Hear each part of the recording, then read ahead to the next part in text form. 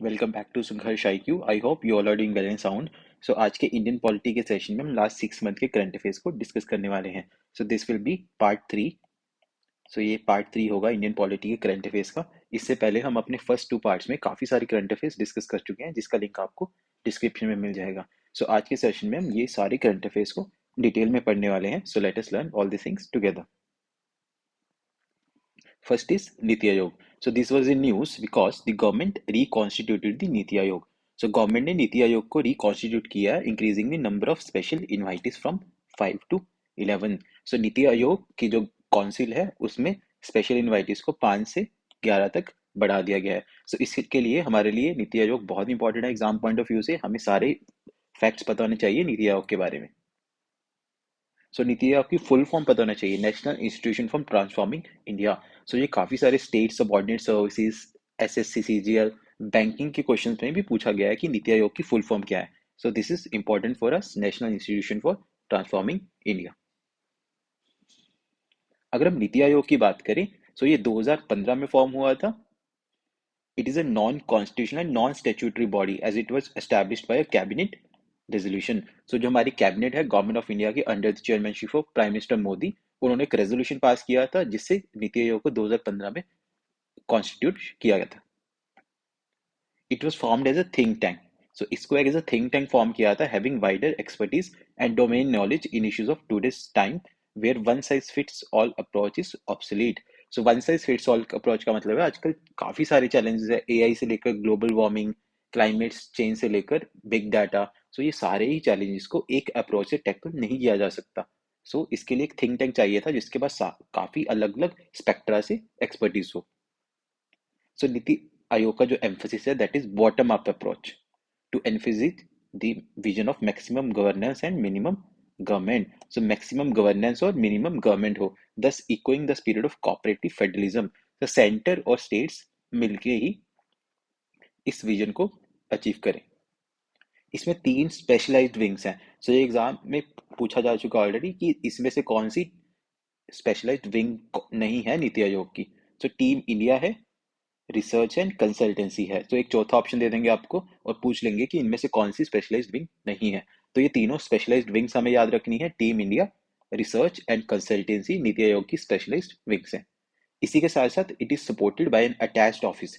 इसका एक attached office है, development monitoring and evaluation organisation. So ये भी बहुत इंपॉर्टेंट है। इसका एक सिंपल सा क्वेश्चन आएगा कि DMEO किसका अटैच्ड ऑफिस है, आपको पूछ लेंगे NITI Aayog, planning commission, cabinet secretary. सो आपका इसका करेक्ट आंसर है नीति आयोग। अगर इसकी कॉम्पोजिशन की बात करें तो नीति आयोग के चेयरपर्सन है prime minister Modi, vice chairperson PM appoint करते हैं और इस टाइम है Suman Beri. 4 full time members होते हैं that are experts and 2 part time members होते हैं on rotational basis. Ex officio members होते हैं कैबिनेट के 4 मेंबर्स। सो कैबिनेट के 4 मेंबर्स को प्राइम मिनिस्टर नॉमिनेट करते हैं as ex officio members. Then special invitees, जिसकी वजह से नीति आयोग न्यूज में था।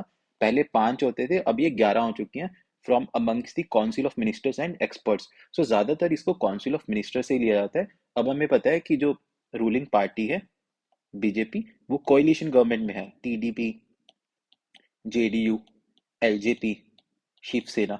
सो ये कोalition गवर्नमेंट है, इसीलिए पहले 5 स्पेशल इनवाइटीज होते थे, अब इनको भी अकोमोडेट करने के लिए 11 स्पेशल इनवाइटीज हैं और ये सारे ही ऑलमोस्ट काउंसिल ऑफ मिनिस्टर से ही चूज किए जाते हैं। देन इसके एक CEO होते हैं दैट इज BVR सुब्रमण्यम। सो ये दोनों अपॉइंटमेंट्स याद रखनी है, vice chairperson of NITI Aayog and CEO of NITI Aayog BVR Subramaniam. इसके अलावा नीति आयोग में गवर्निंग काउंसिल होती है जिसमें सारे ही chief ministers and lieutenant governors of union territories include होते हैं। Then regional councils time time पे एस्टैब्लिश की जाती है टू एड्रेस स्पेसिफिक इश्यूज।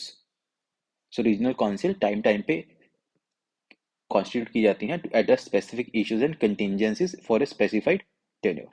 सो ये सारे फैक्ट्स हमें नीति आयोग के बारे में पता होने चाहिए।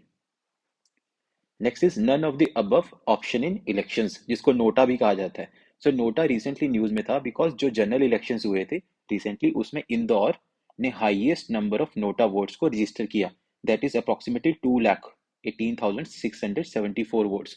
सो इंदौर लोकसभा कॉन्स्टिट्यूएंसी में पूरे इंडिया में से सबसे ज्यादा नोटा में वोट्स पड़ी in the recently held general elections. So वहां पे जो बीजेपी के एमपी जीते हैं शंकर ललवानी, और जो कांग्रेस के कैंडिडेट थे अक्षय बाम, उन्होंने विड्रॉ कर लिया था। सो कांग्रेस के जो कैंडिडेट थे अक्षय बाम, उन्होंने इस इलेक्शन से विड्रॉ कर लिया था, जिसके बाद ज्यादातर वोट्स शंकर ललवानी को पड़ी। अप्रोक्सीमेट 10 लाख से ज्यादा इनको वोट्स पड़ी। तो इसकी वजह से जो कांग्रेस के सपोर्टर्स थे उन्होंने नोटा को वोट किया। सो इसीलिए इस इलेक्शन में नोटा को सबसे ज्यादा वोट्स पड़ी।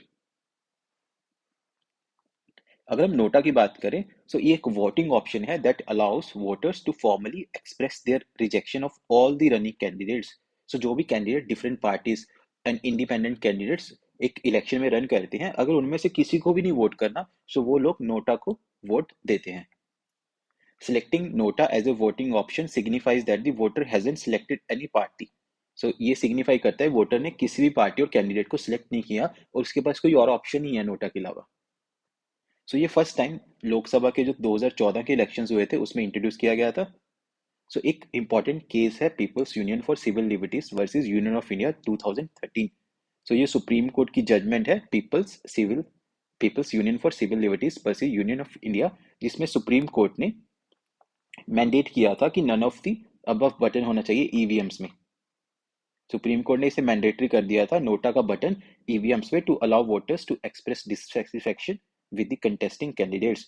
अगर सारे ही कैंडिडेट से डिससेटिस्फेक्शन है तो वोटर्स के पास एक ऑप्शन होना चाहिए कि वो नोटा का बटन दबा सकते हैं वाइल मेंटेनिंग सीक्रेसी। सो ये बहुत ही इंपॉर्टेंट केस है, इसे हमें याद रखना है। Next is global cities index 2024। So recently Oxford economics, जो कि एक इंडिपेंडेंट इकोनॉमिक एडवाइजरी फर्म है, उसने डेवलप किया है ग्लोबल सिटीज इंडेक्स 2024। सो याद रखना है कौन इसे पब्लिश करता है, डेवलप करता है, ऑक्सफोर्ड इकोनॉमिक्स। ये 1000 लार्जेस्ट सिटीज को कवर करता है इंडिया वर्ल्ड की, which are in 163 countries. So 163 countries की 1000 लार्जेस्ट सिटीज को इसने कवर करता है। यहाँ पे हम देख सकते हैं दिल्ली की रैंक 350 है। सो इंडिया का जो सबसे पहला शहर है वो 350th रैंक पे है। This index is based on 5 categories. तो ये 5 कैटेगरीज पे बेस्ड है index: economics, human capital, quality of life, environment and governance, which are aggregated to create an overall score. तो इन 5 कैटेगरीज को मिला के इनका स्कोर, ओवरऑल स्कोर निकाला जाता है हर सिटी का: economics, human development, quality of life, environment and governance. अगर हम टॉप 10 सिटीज की बात करें तो न्यूयॉर्क। सो न्यूयॉर्क हमें याद रखना है सबसे टॉप में है। उसके बाद London, San Jose, Tokyo, Paris, Seattle, Los Angeles, San Francisco, Melbourne and यूरिक। सो ज्यादातर जो टॉप 10 सिटीज हैं वो यूएसए की हैं। अगर इंडिया की बात करें टोटल 91 सिटीज हैं। सो ऐसा नहीं है कि हम बहुत पीछे हैं, हमारी 91 सिटीज इंक्लूडेड है टॉप 1000 सिटीज में। However the average rankings are much lower. हमने लास्ट स्लाइड में देखा था कि दिल्ली की रैंक 350th है, जो एवरेज रैंकिंग से बहुत दूर है। दिल्ली की रैंक 350th है, हमारा टॉप 10 में कोई नहीं है। Bangalore 411, Mumbai 427, Chennai 472, Kochi 521, Kolkata 528, Pune 534, Thrissur 550, Hyderabad 564 and Kozhikode 580। The low average ranking of Indian cities is due to large deficit in human capital. So human capital में हमारा बहुत सारे deficit है, poor quality of life and environmental indicators की वजह से हमारी रैंकिंग बहुत ही दूर है। Next is adjournment motion in Lok Sabha. So recently Congress के जो एमपी हैं मानिकम टेगोर, इन्होंने लोकसभा में adjournment motion नोटिस सबमिट किया था to discuss home minister Amit Shah remark on B R Ambedkar in Rajya Sabha. So recently 75 years of constitution, हमारे कॉन्स्टिट्यूशन के 75 साल पूरे हुए हैं, उस पर एक डिबेट चल रही थी राज्यसभा में, जिसके लिए अमित शाह ने कुछ डॉक्टर बी आर अम्बेडकर पे कुछ बोला था। सो उसको डिस्प्यूट किया गया कांग्रेस की तरफ से कि अमित शाह ने उनके बारे में ये गलत बोला है। सो इसके लिए मानिकम टेगोर ने सबमिट किया था अर्जेंटमेंट मोशन। सो हमें पता होना चाहिए different type of motions in Lok Sabha and Rajya Sabha जो कि पार्लियामेंटेरियंस के पास हैं, वो हम आज देखने वाले हैं।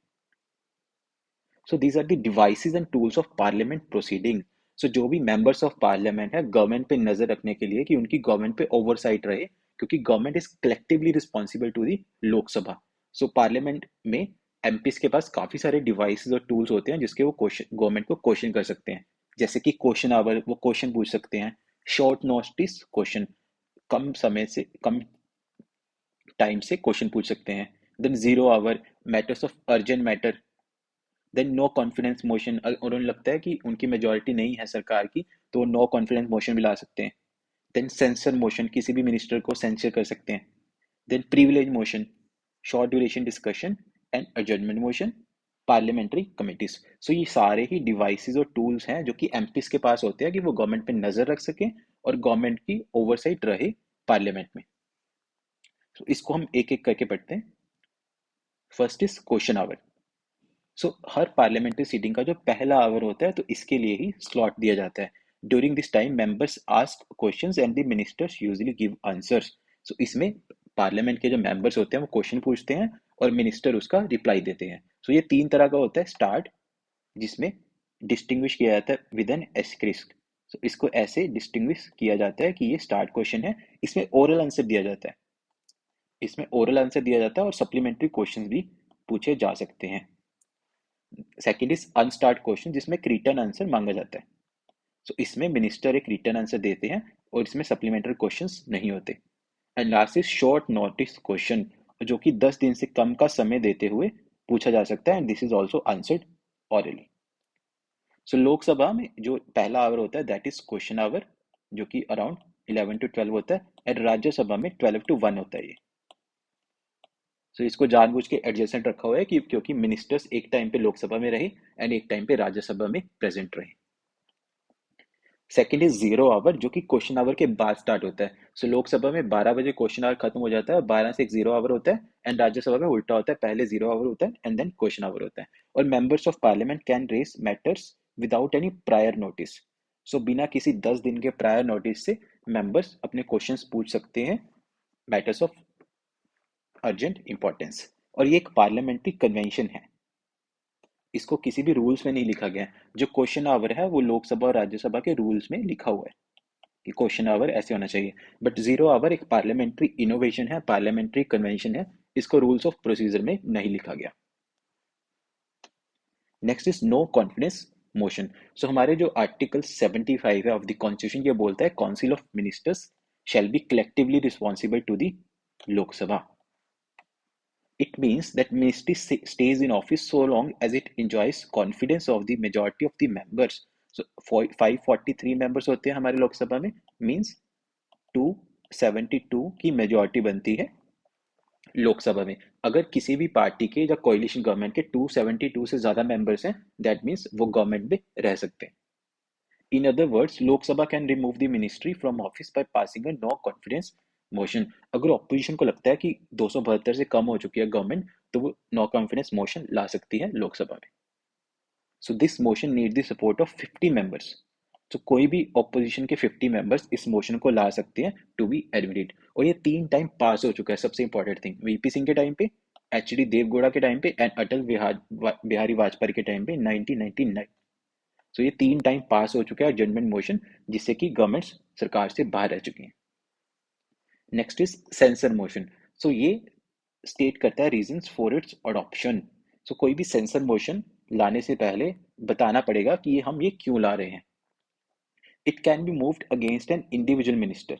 सो ये इंडिविजुअल मिनिस्टर और ग्रुप ऑफ मिनिस्टर्स पे भी लागू होता है। It is moved for censuring the council of ministers for specific policies and actions. No confidence motion में कोई भी रीजन नहीं बताना पड़ता कि हम नो कॉन्फिडेंस मोशन इसलिए ला रहे हैं, बिकॉज ज्यादातर time no confidence motion politically factors या फिर अगर उनकी मेजोरिटी नहीं है उस वजह से ला जाता है। अगर वो पास होता है तो मिनिस्ट्री को रिजाइन करना ही पड़ता है, बट सेंसर मोशन में ऐसा नहीं है। सेंसर मोशन में रीजंस बताने पड़ते हैं, और यहाँ पे अगर ये पास भी हो गया तो council of ministers need not resign. यहाँ पे रिजाइन करने की जरूरत नहीं है, it is just for censuring the council of ministers for specific policies. Next is privilege motion. It is concerned with breach of parliamentary privileges by a minister. It is moved by a member when an MP feels that minister has committed a breach of privilege by withholding facts. अगर किसी भी member of parliament को लगता है कि किसी minister ने गलती से जवाब दिया है या डिस्टॉर्टेड फैक्ट्स को सदन के सामने लाए हैं, तो उसके लिए प्रिविलेज मोशन इशू किया जा सकता है। इसके लिए चेयरमैन और स्पीकर को डिसाइड करना होता है कि वो, और refer to the privileges committee. या तो चेयरमैन या स्पीकर खुद से डिसाइड करते हैं प्रिविलेज मोशन को, या फिर privileges committee of the parliament को रेफर करते हैं, जो कि 15 मेंबर कमेटी है लोकसभा में एंड 10 मेंबर कमेटी है राज्यसभा में। Next is short duration discussion, no formal motion और voting before the house is required. So short duration discussion किसी भी अर्जेंट इंपॉर्टेंट मैटर के लिए डिस्कशन हो सकती है पार्लियामेंट में, इसके लिए कोई मोशन नहीं लाना पड़ता। It is up to the speaker और चेयरमैन कि वो इसको एक्सेप्ट करें और डिस्कशन करें। It is also known as 2 hour discussion, इसको 2 घंटे की डिस्कशन भी बोला जाता है, और इसके लिए जो टाइम होता है वो 2 घंटे से ज्यादा नहीं होता। सो मेंबर्स यहाँ पे matter of urgent public importance raise कर सकते हैं। The speaker can allot 2 days in a week for such discussions. So इसको याद रखना है कि कोई भी मोशन इसके लिए इंपॉर्टेंट नहीं है, स्पीकर और चेयरमैन इसको एक्सेप्ट करते हैं और उसके बाद जो मैटर होता है उस पर डिस्कशन होती है। नेक्स्ट इज adjournment मोशन, जो कि न्यूज में था। It is use to draw the attention of the house to a definite matter of urgent public importance, और अगर ये एडमिट हो जाता है it leads an interruption of the house of the normal business of the house. So last slide में हमने देखा था short duration discussion. Short duration discussion जो कि 2 घंटे की डिस्कशन होती है, जिसके लिए कोई भी फॉर्मल नोटिस नहीं चाहिए होता। स्पीकर किसी भी वीक के 2 दिन को इसके लिए अलॉट कर सकता है। बट यहाँ पे क्या होता है कि जब ये पास होता है, स्पीकर या चेयरमैन इसको एक्सेप्ट करते हैं, तो बाकी सारे बिजनेस को साइड पर रख के पहले इसको ही डिस्कस किया जाता है। सो this is what adjournment motion. तो कोई भी जो बिल है, कोई भी 0 आवर है, तो उसको डिस्कस नहीं किया जाता। अगर ये एक्सेप्ट होगा एडजर्नमेंट मोशन, सबसे पहले उसी मैटर को डिस्कस किया जाएगा जो हाउस के सामने है। It must be supported by at least 50 members. So 50 member से कम के मेंबर नहीं होने चाहिए टू सपोर्ट। इस इसमें स्पीकर के पास डिस्क्रिशन होती है टू एडमिट और reject the motion. Next are the parliamentary committees. So 2 तरह की कमेटीज होती है, standing committees and parliamentary related committees. First are the financial standing committees, जिसमें public accounts committee, estimate committee and public committee and public undertaking. So public accounts committee and estimate committee, इसको twin committees भी कहा जाता है, तो ये भी fact याद रखना है। ट्विन कमेटीज कहा जाता है public accounts committee and estimates committee को। तो पब्लिक अकाउंट्स कमेटी में 15 मेंबर होते हैं लोकसभा के और 7 मेंबर होते हैं Rajya Sabha, which is 22। Estimates committee में 30 मेंबर होते हैं लोकसभा से, and committee on public undertaking से 15 members from Lok Sabha and 7 members from Rajya Sabha. इसके बाद पार्लियामेंट्री स्टैंडिंग कमेटीज होती हैं total 24। So total 24 parliamentary standing committees होती है, जैसे parliamentary committee on home affairs, parliamentary committee on defence. So मोटा मोटा अगर हम याद रखें तो जो भी मिनिस्ट्रीज हैं उस पे ही ये कमेटीज बनी हुई हैं। Committee on food processing, committee on rural development. So total 24 committees हैं, जिसमें हर कमेटी में 31 मेंबर्स होते हैं। सो हर कमेटी में 31 मेंबर्स होते हैं, 21 from Lok Sabha and 10 from Rajya Sabha. And other standing committees जो डे टू डे बिजनेस के लिए हैं, जैसे कि हमने लास्ट स्लाइड में पढ़ा प्रिविलेजेस कमेटी, लोकसभा में 15 मेंबर की होती है, राज्यसभा में 10 मेंबर की। बिजनेस एडवाइजरी कमेटी, सो हर दिन लोकसभा और राज्यसभा में क्या काम होगा, तो ये business advisory committee under the chairmanship of speaker और चेयरमैन ये डिस्कस कर सकती है। Then house committee and other committees as well. And second are the ad hoc committees, जैसे कि JPC, to examine a specific subject. So opposition बहुत time से demand कर रहा है कि अडानी के जो इशू पे, अडानी के जो हिंडनबर्ग की रिपोर्ट आई थी, उस पर एक जॉइंट पार्लियामेंट्री कमेटी बननी चाहिए। So this is the ad hoc committees and standing committees, जो कि गवर्नमेंट पे ओवरसाइट रखती हैं। सो ये सारे ही डिवाइसेस और टूल्स ऑफ पार्लियामेंट्री प्रोसीडिंग्स हमें पता होने चाहिए। Next is the state legislative council.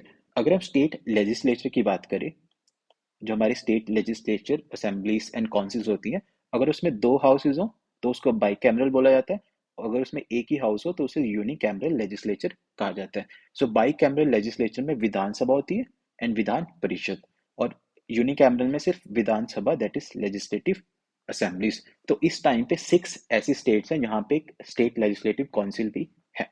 Bihar, Maharashtra, Andhra Pradesh, Karnataka, Telangana and Uttar Pradesh. So these are the 6 states जहाँ पे दोनों हाउसेज हैं स्टेट लेजिस्लेटर में, लेजिस्लेटिव असेंबली भी है एंड लेजिस्लेटिव काउंसिल भी है। सो रिसेंटली कर्नाटका में स्टेट लेजिस्लेटिव काउंसिल के इलेक्शन हुए थे, जहाँ पे 11 candidates got elected unopposed. So that why this was in news. So हमारे संविधान के आर्टिकल्स 168 टू 212, 168 से लेकर 212 आर्टिकल्स तक दिया गया स्टेट लेजिस्लेचर्स की organisation, composition, duration, officers, procedure, privileges and powers. So part 6 में स्टेट्स के बारे में लिखा हुआ है। फर्स्टली तो यही याद रखना है कि पार्ट 6 ऑफ द कॉन्स्टिट्यूशन में जो आर्टिकल है यहाँ पे स्टेट लेजिस्लेचर की पावर, ऑफिसर्स, प्रिविलेजेस के बारे में दिया गया है। अगर हम लेजिस्लेटिव काउंसिल्स की बात करें, सो आर्टिकल 169, सो आर्टिकल 169 में लिखा हुआ है abolition or creation of the legislative councils in states. So यहाँ पे पार्लियामेंट को पावर दी गई है कि parliament may by law provide for the abolition or creation of such a council. So parliament के पास पावर है, या तो वो अबॉलिशन करें एक लेजिस्लेटिव काउंसिल का, या फिर वो उसको क्रिएट करे। If the legislative assembly passes a resolution to that effect by a majority of the total members of the assembly and majority of the not less than 2/3, so special majority। सो अगर कोई भी state legislature जैसे कि पंजाब, हरियाणा, अगर उन्होंने पास कर दिया कि हमें एक लेजिस्लेटिव काउंसिल बनानी है, तो उसको स्पेशल मेजोरिटी से, 2/3 मेजोरिटी से इसको पहले पास करना पड़ेगा। और फिर पार्लियामेंट की डिस्क्रिशन है, ऐसा नहीं है कि स्टेट ने पास कर दिया तो पार्लियामेंट को अबॉलिशन या क्रिएशन करना ही पड़ेगा। उसके बाद भी पार्लियामेंट के ही पास पावर रहेगी, या तो उसको एक्सेप्ट करें या फिर रिजेक्ट करें। और यहाँ पे कोई भी कॉन्स्टिट्यूशनल अमेंडमेंट की जरूरत नहीं है। सो पार्लियामेंट एक सिंपल लॉ से अबॉलिशन या क्रिएशन कर सकता है। यहाँ पे लिखा हुआ है no such law shall be deemed to an amendment of this constitution for the purpose of article 368। Then article 171 में लिखा हुआ है composition of state legislative council. So state legislative council, Vidhan Parishad, उसकी कॉम्पोजिशन क्या रहेगी? मैक्सिमम स्ट्रेंथ होती है 1/3, 1/3 of the state legislative assembly, and जो मिनिमम स्ट्रेंथ रहेगी दैट इज 40। सो 40 से कम एमएलसीज नहीं होते तो उनको एमएलसीज कहा जाता है, और 1/3 of the state legislative assembly से ज्यादा नहीं होते। फॉर एग्जाम्पल, अगर 150 मेंबर्स हैं असेंबली में, सो इसका 1/3 हुआ 50। सो this is the out of this members 1/3 legislative assembly directly elect करते हैं। सो 1/3 मेंबर्स लेजिस्लेटिव असेंबली के द्वारा इलेक्ट करके भेजे जाते हैं, 1/3 लोकल बॉडीज के द्वारा, 1/12 by graduates of 3 years, 1/12 by teachers, and 1/6 by governor। So this is the composition। So governor nominate करता है from literature, science, art, cooperative movement and social service। So ये हमें composition याद होनी चाहिए। Next is press freedom index। So ये report कौन publish करता है? Reporters without borders। 1 second। Yes। सो ये न्यूज में थी बिकॉज इंडिया की रैंक कंसिस्टेंटली डिक्लाइन हुआ है इन रिसेंट ईयर्स, और इंडिया की रैंक करेंटली है 159 out of 180 Nations. So India की प्रेस फ्रीडम में रैंक बहुत ही पीछे है। अब हम इसका देखते हैं कि कौन कौन सी स्टेट कहाँ पे। सो प्रेस फ्रीडम इंडेक्स 2024 इसको पब्लिश किया था रिपोर्टर विदाउट बॉर्डर्स ने, जो कि एक international non profit and non governmental organisation है बेस्ड इन पेरिस। सो इतना फैक्ट तो हमें पता ही होना चाहिए कि world sorry press freedom index को कौन पब्लिश करता है? रिपोर्टर्स विदाउट बॉर्डर्स, जो कि एक international non profit and non governmental organisation है इन पेरिस। और ये इवेल्युएट करता है 180 कंट्रीज को based on the freedom and independence of journalist. और इसमें टोटल 5 कैटेगरीज होते हैं: political context, legal framework, economic context, socio cultural context and security. Norway and Denmark ने इसको टॉप किया। सो नॉर्वे एंड डेनमार्क में फ्रीडम बहुत ज़्यादा है जर्नलिस्ट की, और एरिट्रिया एक कंट्री है जो सबसे बॉटम में है। इंडिया की रैंक है 159th, that is a slight improvement. So 161 से हमने 159 तक की इंप्रूवमेंट की है। Well Pakistan stands at 152 and Sri Lanka at 150th place. Scores for India drop in all but the security indicator में, सिक्योरिटी इंडिकेटर को छोड़ के बाकी सारे ड्रॉप किए हैं इसमें। Next is the consumer protection act 2019। So recently supreme court ने रूल किया है कि जो एडवोकेट्स हैं that they can not be held liable under the consumer protection act 1986। सो यहाँ पे कंफ्यूज नहीं होना, अब हमारा 2019 का एक्ट आ रहा है, बट ये केस चल रहा था, ये वाला केस 1986 के एक्ट में चल रहा था। 1986 वाले एक्ट के अंडर ये केस चल रहा था, तो हमने इसलिए इसको लिखा है यहाँ पे 1986। बट जो अब एक्ट फोर्स में है दैट इज 2019। सो यहाँ पे सुप्रीम कोर्ट ने कहा है कि जो एडवोकेट्स है उनको लायबल नहीं किया जा सकता under the consumer protection act for deficiency in service. In its 1995 decisions, supreme court ने ये भी हेल्ड किया था कि जो मेडिकल प्रोफेशनल्स है दैट आर अकाउंटेबल, और अब इसको भी डेफिनेशन ऑफ द सर्विसेज में री एग्जामिन करने के लिए सुप्रीम कोर्ट ने बोला है। तो सुप्रीम कोर्ट ने पहले कहा था कि जो medical professional that are liable, but इसको अभी री एग्जामिन करने के लिए सुप्रीम कोर्ट ने बोला है। So advocates are not liable, doctors are liable, but वो भी अंडर री एग्जामिनेशन प्रोसेस है। सो इसलिए हमें कंज्यूमर प्रोटेक्शन एक्ट के बारे में पता होना चाहिए। सो कंज्यूमर प्रोटेक्शन एक्ट 2019 ने रिप्लेस किया है 1986 वाले एक्ट को। सो इसके की फीचर्स देखते हैं। The act establish the central consumer protection authority. So एक सेंट्रल कंज्यूमर प्रोटेक्शन अथॉरिटी, जिसे सीसीपीए भी बोला जाता है, ये रेगुलेट करेगा rights of consumers and protect and enforce them. It will also regulate matters related to violation of consumer rights, unfair trade practices, and misleading advertisements. It also mandates the central protection councils. So, central protection councils and state protection councils and district councils at state and district level as advisory bodies. So district council को जैसे DC head करेंगे, state councils को जो state के minister हैं consumer food department के, सो ये advisory bodies होंगी जो टाइम टाइम पे एडवाइस देती रहेंगी कि हमारा जो मैंडेट है to protect and enforce the rights of consumers. इसमें रूल्स बनाए गए हैं ऑन ई कॉमर्स। अगर हम देखें ई कॉमर्स, काफ़ी सारी वेबसाइट्स हैं आजकल, शॉपिंग्स हो रही हैं, तो उनको ट्रेड को प्रैक्टिस करने के लिए। देन प्रोडक्ट लाइबिलिटी भी है। Manufacturer or product service provider or product seller, वो रिस्पॉन्सिबल होगा to compensate for injury or damage cause by defective product or deficiency in services. Then three tier consumer disputes redressal commissions. So जो consumer courts होती हैं जो सुनवाई करेंगी, जो courts cases सुनेंगे, वो तीन टायर हैं। डिस्ट्रिक्ट, जो 1 करोड़ तक के केस सुन सकते हैं। स्टेट, 1 करोड़ से 10 करोड़ तक के केस। एंड नेशनल लेवल्स पे 10 करोड़ के ज़्यादा के जो केसेस होंगे वो ये कंज्यूमर कोर्ट्स सुनेंगी। Then complaints to the consumer courts can be filed electronically. So ये कंप्लेंट्स हैं वो इलेक्ट्रॉनिकली भी फाइल कर सकते हैं। So complaints against unfair contracts can be made only at the center and state consumer disputes redressal commission. जो unfair contracts वाली case हैं वो डिस्ट्रिक्ट लेवल पे नहीं सुने जाते, वो जब तो सेंटर एंड स्टेट लेवल पे सुने जाएंगे। The act provides for an alternate dispute resolution mechanism. So act ये भी प्रोवाइड करता है कि मीडिएशन के थ्रू भी केसेस को सॉल्व किया जा सकता है। जरूरी नहीं है कि सारे केसेस कोर्ट में लाए जाए, मीडिएशन के थ्रू भी उनको रिजॉल्व किया जा सकता है। पेनल्टी इम्पोज की जा सकती है by central consumer protection authority on a manufacturer or an endorser up to 10 lakh तक की। सो मिसलीडिंग एडवर्टाइजमेंट के लिए 10 लाख तक की पेनल्टी एंड 2 साल तक की सजा भी इसका प्रावधान है। Next is original jurisdiction of Supreme Court. So recently there is an increase in number of states filing cases against the central government in the Supreme Court under the provisions of original jurisdiction of Supreme Court. So Supreme Court की original jurisdiction article 131 में इसके बारे में लिखा हुआ है।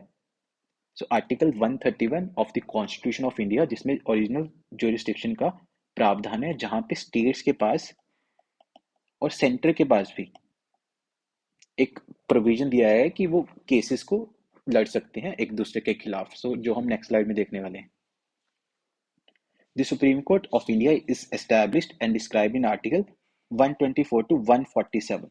Supreme court के बारे में आर्टिकल 124 से लेकर 147 of the constitution of India part 5 में लिखा गया है इसके सारे प्रोविजंस।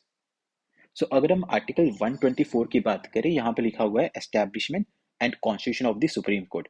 यहाँ पे चीफ जस्टिस ऑफ इंडिया होते हैं, नोट मोर देन 7 जजेस, और इनकी जो एज होती है 65 ईयर्स। सो यहाँ पे हमें पता होना चाहिए as of now supreme court में चीफ जस्टिस प्लस 33 जजेस हैं। सो यहाँ पे लिखा हुआ until parliament by law. So parliament के पास पावर है कि वो जजेस को इंक्रीज या डिक्रीज कर सकते हैं। सो जब स्टार्टिंग में सुप्रीम के पास सिर्फ 7 जजेस थे, अब 33 जजेस हैं। तो पार्लियामेंट में डिफरेंट डिफरेंट टाइम्स पे लॉ लाके इसको इंक्रीज किया है। और इनकी जो एज होती है that is 65 years.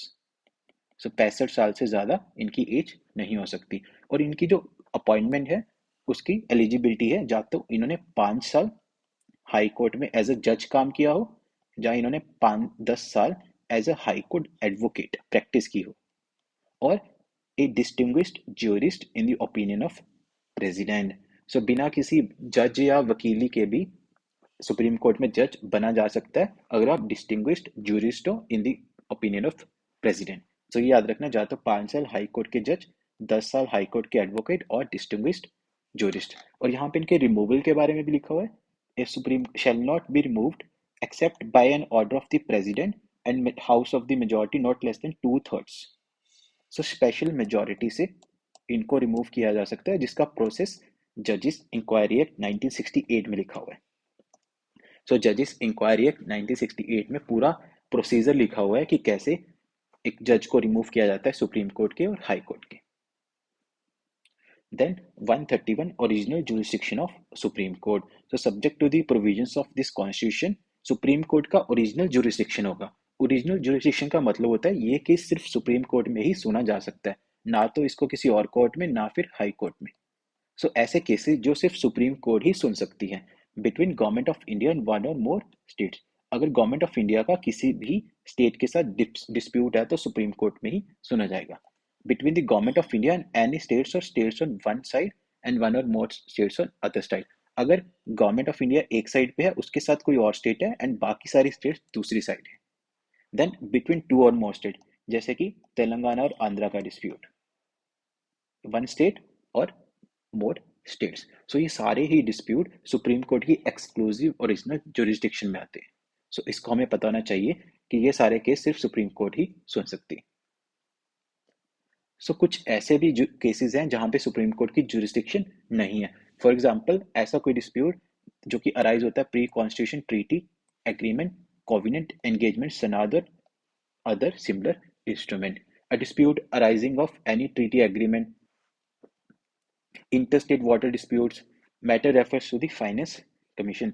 Interstate water dispute supreme court अपनी ओरिजिनल जुरिस्डिक्शन के अंदर नहीं सुनती, बट इसमें कॉन्स्टिट्यूशन में एक और प्रावधान है, article 136 special leave petition, SLP कहते हैं। सो इसके अंडर सुनती है, ओरिजिनल जुरिस्डिक्शन के अंदर नहीं आता, बट आर्टिकल 136 के under inter state water dispute सुने जाते हैं सुप्रीम कोर्ट के द्वारा। Then adjustment of certain expenses and pensions between center and states, ordinary dispute of commercial nature. So ये सारे dispute सुप्रीम कोर्ट नहीं सुनती।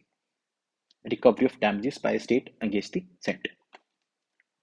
Next is the Chief Election Commissioner and other election commissioners appointment, conditions of service and term of office Act 2023. So ये act काफी news में है, supreme court में इस पे भी केस चल रहा है, जनवरी में भी इस पे सुनवाई चल रही है, इसके बारे में हमें पता होना चाहिए। So recently Gyanesh Kumar and Shri Sukhbir Singh Sandhu, ये दोनों को इलेक्शन कमिश्नर्स अपॉइंट किया गया। Shri Gyanesh Kumar and Sukhbir Sandhu election commissioners हैं और हमारे चीफ इलेक्शन कमिश्नर हैं Rajiv Kumar. So chief election commissioner ने वेलकम किया इन दोनों को एट निर्वाचन सदन। सो पहले तो हमें पता होना चाहिए कि हमारे कॉन्स्टिट्यूशन के पार्ट 15 में इलेक्शंस के बारे में लिखा हुआ है। पार्ट 15 में इलेक्शंस के बारे में लिखा हुआ है, from article 324 to 329।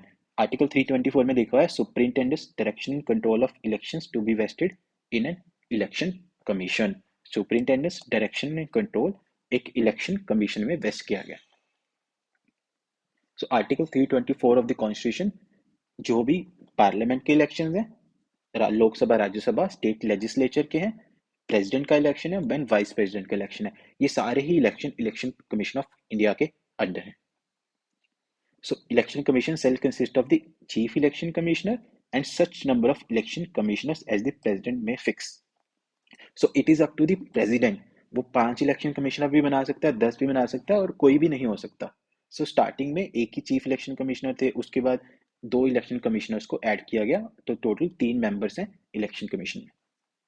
Appointment is subject to the provisions of parliament. So parliament इनकी अपॉइंटमेंट पे कोई भी प्रोविजन बना सकती है। Subject to the provisions, conditions of service and tenure shall be such as the president may determine.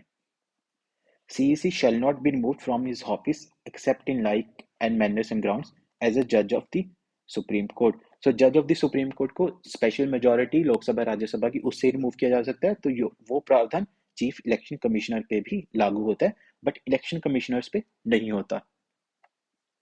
Other ECs shall not be removed except on the recommendation of CEC. तो जो other election commissioners है उसके लिए सिर्फ यही लिखा गया है कि चीफ इलेक्शन कमिश्नर की रिकमेंडेशन के बिना उनको रिमूव नहीं किया जा सकता। अब हम पढ़ते हैं एक्ट के बारे में कि एक्ट ने कौन कौन से चेंजेस लाए हैं। उसके पहले हमें एक जजमेंट के बारे में बताना चाहिए, Anoop Baranwal versus union of India. So supreme court ने इस जजमेंट में कहा था कि एक कमेटी बननी चाहिए जो कि इलेक्शन कमीशन के officers, chief election commissioner and election commissioner को अपॉइंट करे, जिसमें प्राइम मिनिस्टर हो, leader of opposition in Lok Sabha and chief justice of India हो, जो कि प्रेसिडेंट को अवॉइड करेंगे, एडवाइस करेंगे ऑन अपॉइंटमेंट्स। तो कॉन्स्टिट्यूशन बेंच थी सुप्रीम कोर्ट की, उन्होंने ये जजमेंट दी थी कि एक कमेटी बननी चाहिए until parliament enacts a law on this subject, कि अगर पार्लियामेंट कोई लॉ बनाती है उससे पहले तक ये कमेटी रहेगी। तो उसके बाद पार्लियामेंट ने लॉ बनाया जिसमें सिलेक्शन कमेटी में prime minister, leader of opposition and union cabinet minister थे। सो कॉन्स्टिट्यूशन बेंच की जजमेंट में चीफ जस्टिस ऑफ इंडिया लिखा गया था, बट यहाँ पे यूनियन कैबिनेट मिनिस्टर को लाया गया है। सो this is the point of contention between opposition and government. So opposition government को ये कह रही है कि आपने सुप्रीम कोर्ट की जजमेंट को नहीं माना, इसीलिए ये केस अभी सुप्रीम कोर्ट में चल रहा है। जो इनकी टर्म रहेगी वो 6 साल और until the age of 65 years. The CECs and other ECs shall not be eligible for reappointment. So इनकी रीअपॉइंटमेंट नहीं हो सकती, बट EC CEC बन सकते हैं। इलेक्शन कमिश्नर अगर वो 65 साल से कम की उम्र का है वो चीफ इलेक्शन कमिश्नर बन सकता है। इनकी जो सैलरी होगी that is equal to salary of supreme court जज। रेजिग्नेशन प्रेसिडेंट को दे सकते हैं। And CEC shall not be removed except as a जज ऑफ सुप्रीम कोर्ट। जो हमने पहले देखा था कि जो चीफ इलेक्शन कमिश्नर है वो स्पेशल मेजोरिटी लोकसभा राज्यसभा की, जैसे एक सुप्रीम कोर्ट का जज रिमूव किया जाता है वैसे ही रिमूव किया जाता है। So other ECs shall not be removed except on the recommendation of the CEC. Protection of CEC and other CECs. No court shall entertain to continue any civil or criminal proceedings against any person. So कोई भी court इनके खिलाफ कोई भी case नहीं लड़ सकता इन discharge of his official duty. So official duty के दौरान इन्होंने जो भी काम किया उसके लिए इनको लाइबल नहीं माना जा सकता। Next is world happiness report 2024। So world happiness report ये पब्लिकेशन है wellbeing research centre at the university of Oxford. Wellbeing research centre at the university of Oxford UK उनकी एक पब्लिकेशन है। So it is based on self-evaluation of variables like GDP per capita, social support, health life expectancy, freedom, generosity and corruption. So यहाँ पे scale किया जाता है from 0 to 10, 0 is worst and 10 is best. So Bhutan ने एक resolution sponsor किया था 65/309 happiness towards a holistic approach to development, जिसे यूनाइटेड नेशंस की जनरल असेंबली ने 2011 में अडॉप्ट किया था और इसका फर्स्ट एडिशन आया था 2012 में वर्ल्ड हैप्पीनेस रिपोर्ट का। और इंडिया में रैंक है 126 out of 143 countries. So India की रैंक है 126 out of 143 countries. So that is it for this polity session. So हमने काफ़ी सारे पॉलिटी के करंट अफेयर्स डिस्कस किए। हमारे सारे पार्ट्स अवेलेबल हैं, पार्ट 1 to 3। पार्ट 1 and 2 का लिंक आपको डिस्क्रिप्शन में मिल जाएगा, आप लोग उसको भी ज़रूर देखना। सो आपके UPSC, state civil services, state subordinate services के लिए ये करंट अफेयर्स बहुत इंपॉर्टेंट होने वाले हैं। सो जय हिंद, थैंक यू।